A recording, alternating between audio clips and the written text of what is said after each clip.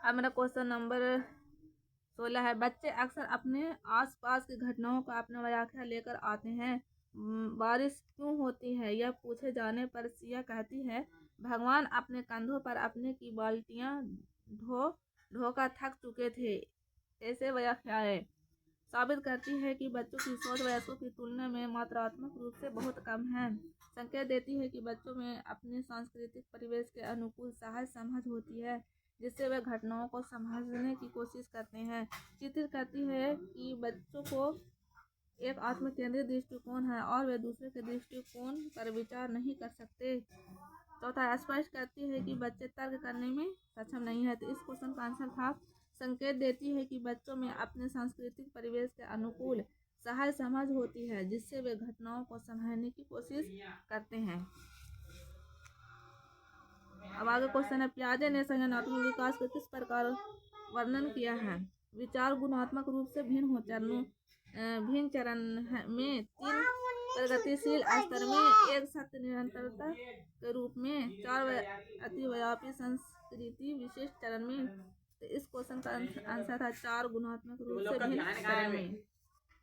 और question number 18 है, अभिकथन और कारण का फिर से क्वेश्चन आ गया। शिक्षिका को अपने कक्षा के लड़कों को खेलों में भाग लेने के लिए प्रोत्साहन करना चाहिए। वे लड़कियों को कला अलंकार के कार्य देने चाहिए। कारण बच्चे मुख्य रूप से अंतर्निहित जैविक भिन्नताओं के कारण जेंडर भूमिकाएं ग्रहण करते हैं। तो इस क्वेश्चन का आंसर होगा ए और दोनों गलत है। अब मेरा क्वेश्चन नंबर 19वां है। आप देख सकते हैं कि शिक्षकों को ध्यान निरंतर अतिक्रियाशीलता विकास से जूझ रहे छात्रों की आवश्यकताओं का ध्यान रखते समय डॉट से बचना चाहिए। कार्य को छोटे आसानी से प्रबंधनीय भागों से तोड़ने बहुसंवेदी सामग्री का उपयोग करने, विकर्षण और शोर करने, पाठ्यक्रम सामग्री और निर्देशों में लचीलेपन। क्वेश्चन का आंसर था विकर्षण और शोर करने। हमारा क्वेश्चन नंबर 20 है, गति संवेदी शिक्षार्थी खाली स्थान के माध्यम से सीखना पसंद करते हैं। तो इस क्वेश्चन का आंसर करने और चलने फिरने में, सुनने में, देखने में, छूने में तो नहीं। इस क्वेश्चन का आंसर था करने और चलने फिरने में। अब मेरा क्वेश्चन नंबर 21वां है, विद्यालय में खेलने के समय सब एक 7 वर्षीय लड़के ने खेलने के लिए एक गुड़िया उठाई। उसके कुछ साथियों ने उसके इस पसंद के खिलौने के लिए उसका मजाक उड़ाया। एक शिक्षक जो अपने विद्यार्थियों में लैंगिक भूमिका के संदर्भ में लचीलापन विकसित करना चाहता है, को इस स्थिति में निम्नलिखित में से कौन सा प्रतिक्रिया देनी चाहिए।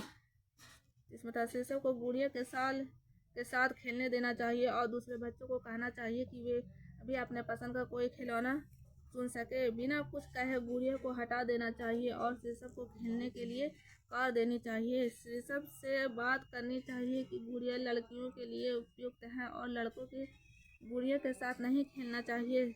शिक्षक से कहना चाहिए कि वह किसी और खिलौने के साथ खेले, क्योंकि उसके दोस्तों को यह मंजूर नहीं है कि वह गुड़िया के साथ खेले। लेकिन क्वेश्चन का आंसर होगा कि शिक्षक को गुड़िया के साथ खेलने देना चाहिए और दूसरे बच्चों को कहना चाहिए कि वे भी अपने पसंद का कोई खिलौना चुन सकते हैं। अब क्वेश्चन आंसर मेरा 22 फिर भी अभिकथन और रीजन का क्वेश्चन है। अभिकथन और कारण का प्रभावित शिक्षक खुद को शिक्षार्थियों के दैनिक जीवन और उनकी सामाजिक सांस्कृतिक पृष्ठभूमि परिचित कराते हैं। और कारण है, सीखना एक सामाजिक संदर्भ में होता है। तो इस क्वेश्चन का आंसर था ए और दोनों सही है। एक ही और सही व्याख्या करता है। अब क्वेश्चन नंबर 23, समावेशन को बढ़ावा देने के लिए क्या आवश्यक है। लचीला पाठ्यक्रम, सहयोगात्मक अधिगम, पृथक्करण और नामीकरण, गम्य इमारतें। इस क्वेश्चन का आंसर था लचीला पाठ्यक्रम, सहयोगात्मक अधिगम और गम्य इमारतें। इस क्वेश्चन का आंसर था जीन पियाजे के अनुसार एक बच्चा जो सरल गणितीय उत्क्रमण जैसे 4 + 5 = 9, तो 9 घटाओ 5 = 4 के पीछे की तर्क को समझने में असमर्थ है। इसका कारण क्या है। तो आत्मकेंद्रियता, अवधारणात्मक केंद्रीकरण, जीववादी सोच, अपरिवर्तनीयता। तो क्वेश्चन का आंसर था कि अवधारणात्मक केंद्रीकरण।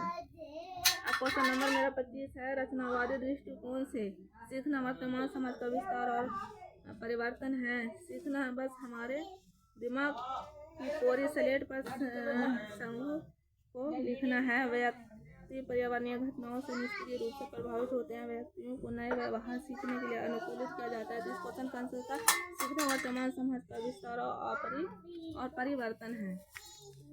अब क्वेश्चन आंसर मेरा 26 है, अच्छे समस्या समाधानकर्ता बनने में विद्यार्थियों की सहायता करने के लिए एक शिक्षक को निम्नलिखित में से किस प्रक्रिया पर बल देना चाहिए?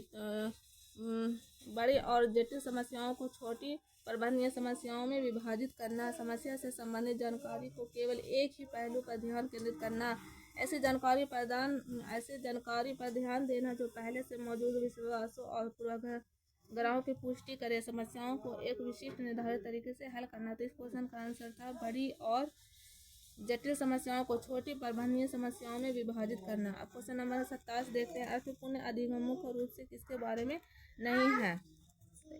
ज्ञान का निर्माण, कौशलों का विकास, जानकारी को रटना, अवधारणात्मक को समझना।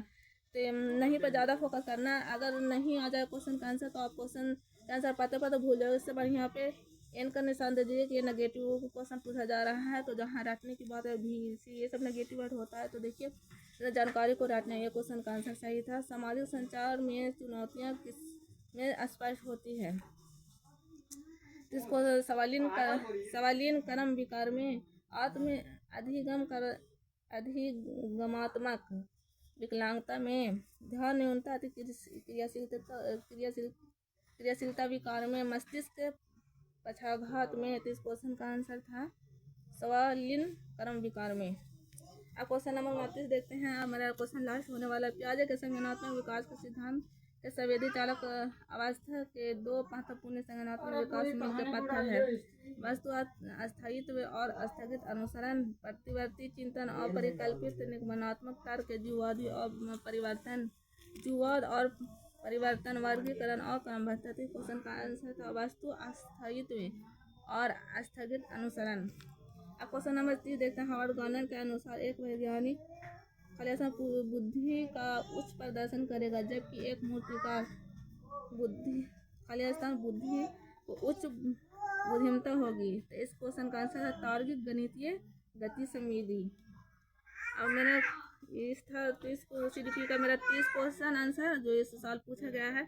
तो हेलो दोस्तों, और आगे भी मेरा क्वेश्चन का आंसर मिलता रहेगा, तो हमारे वीडियो के साथ आप बने रहिएगा।